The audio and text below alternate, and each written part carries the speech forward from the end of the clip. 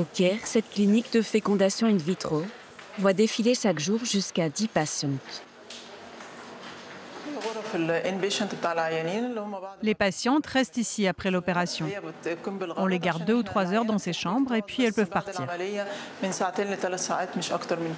Ici, la plupart des femmes ayant recours à une FIV n'ont aucun problème de fertilité.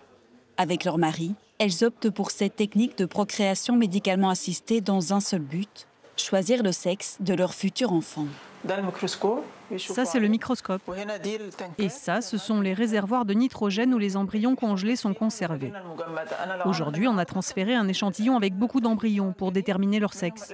Après les avoir examinés, les embryons XY, c'est-à-dire mâles, ont été sélectionnés pour être implantés.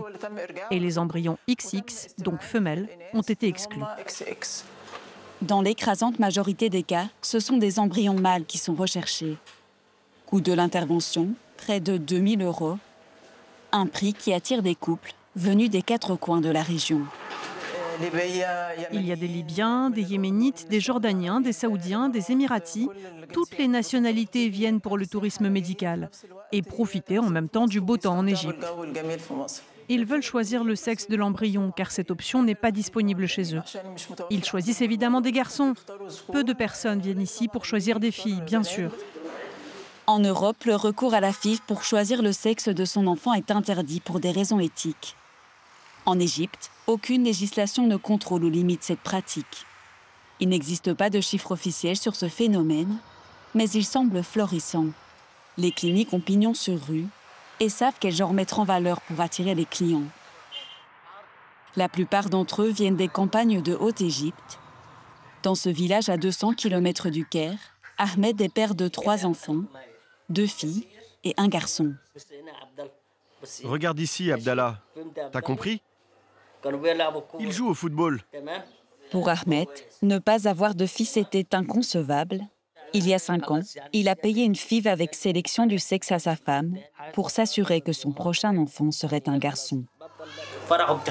La naissance d'un garçon est une joie différente de celle d'une fille. En fait, on est plus heureux avec un garçon. Ici, dans les campagnes, les gens préfèrent avoir un fils pour conserver l'héritage dans la famille. Les gens qui ont des filles, quand elles se marient, la maison devient comme une tombe et la famille ne prend pas l'héritage. Alors qu'un garçon est le soutien du père et il transmettra son nom. Depuis l'époque des pharaons et même pendant la période du prophète Mohammed, les hommes considèrent la naissance d'une fille comme une honte. Et celui qui avait un garçon avait de la joie. Malgré les pressions subies par certaines mères pour être inséminées et accoucher d'un garçon, la question du choix du sexe ne soulève pas les débats en Égypte. Au Caire, Devin Ebein est la directrice d'une ONG de lutte pour la défense des droits des femmes.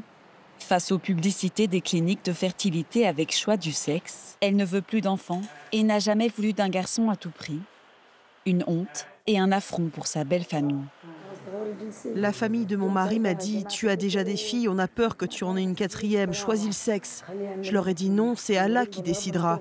Il m'a crié dessus et m'a dit « Ce que tu as dans ton ventre, c'est une fille, tu n'as donné naissance qu'à des filles, sors de notre maison ». Tu sais, ma dernière fille, ils n'ont pas voulu enregistrer sa naissance et ils n'ont pas voulu faire la fête.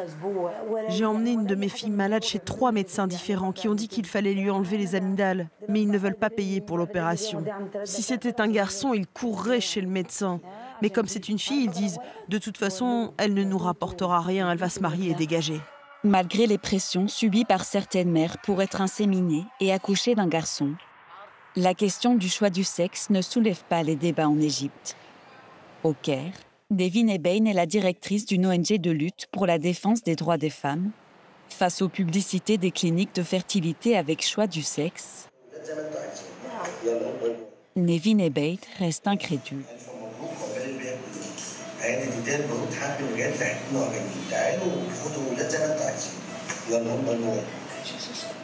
C'est en Égypte, ça?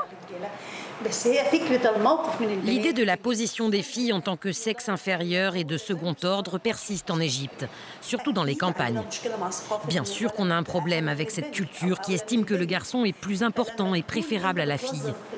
Lorsque la science est utilisée au profit de l'ignorance, de l'arriérisme et de la discrimination, cela devrait nous interpeller en tant que groupe de défense des droits de l'homme qui défend l'idée d'égalité.